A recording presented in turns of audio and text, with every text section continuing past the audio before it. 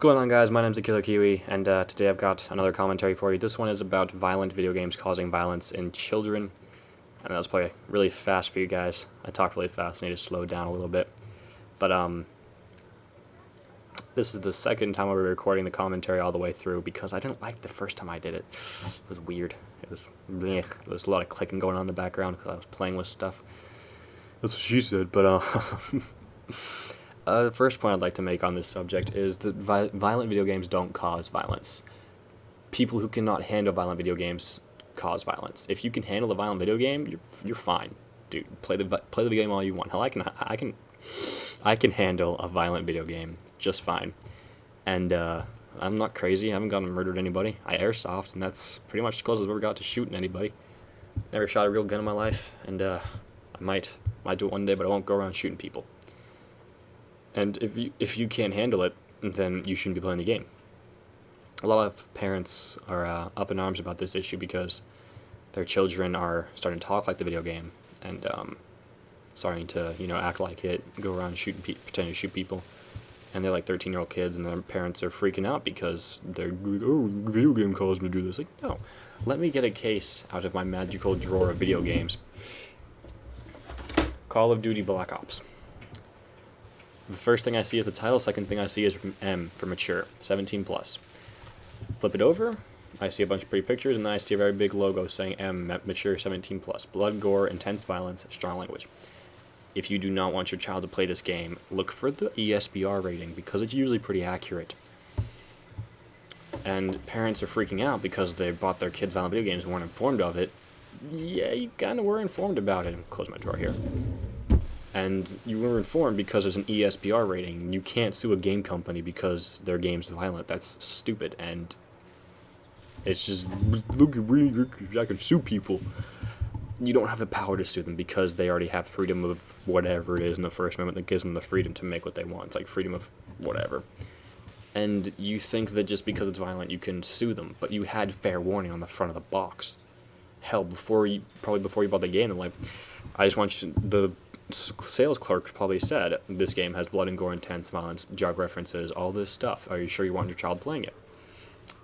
And either you weren't listening or you just didn't care enough to listen, and now you're trying to sue a game company that makes great games for people who can actually handle the game, and you're trying to take that away from people who can handle it. If you don't think your child's ready to handle the game, then don't buy them the game. If they already have the game and you know they're not ready to handle it, take the game away, put it on a high shelf, wrap it up in cardboard paper, or wrap it in a big box that they won't ever look in, throw it in your attic. It's not that hard. You don't have to sue a game company, just because your child is playing a violent video game that you bought them. Any competent parent will not say, here's $60 when their child asks, can I have $60 to go buy something? They'll ask, what are you going to go buy? And if they say a video game, ask them what rating it is. If they say it's T, ask them what the name of the game is. If it's Call of Duty Modern Warfare 3, it's probably an M-rated game. If it's Battlefield 3, it's probably an M-rated game. If you don't know what the rating is, let's say it's like Homefront. That could be like that could be anything. It's it's a shooter, but it could be something else. Go online. Quickly pull out your phone, pull out a laptop, go on your desktop, whatever. If you don't have the money to buy a computer or whatever, or for internet, then go to the store with your kid and say, what game do you want? And they'll point at that one, and if it says M, then don't buy it for them. Say, no, I'm not giving you the money. If they save up their own money and you see them playing it, take the game away. You're their parent. You have the right to do what you want because you're a parent. Okay, I'm not saying you have the right to, like, smack them across the face if they do something wrong. Like, they take a piece of candy out of the candy jar and you smack them across the face. It's not right. But if they're playing a violent video game and you know that, and then you're suing the company for making a violent video game, it's not right, and you can't do that. You can, but you shouldn't because it was your own fault. And the incompetence of some people just annoys me to a limit where I just want to go on a forum somewhere and just say, you guys are stupid. Because you saw the M rating on your child's game, you bought them the game, you then watched them play the game, and now you're suing the company because they made a violent video game. It's not the company's fault for making a violent video game. They made what they want to make. It's your fault and your kid's fault for your kid asking for the game, you buying him the game, and the kid playing the game and knowing he's not ready for it. I've seen 13, 12-year-old kids playing Call of Duty Modern Warfare 2 on the Xbox and cussing like no other. No other. I have people in my gaming community that cuss like nobody's business. And they cuss more than that. The 12, 13, 14-year-old kids on Xbox cuss more than the people I know who make a living off cussing. It's ridiculous in all reality.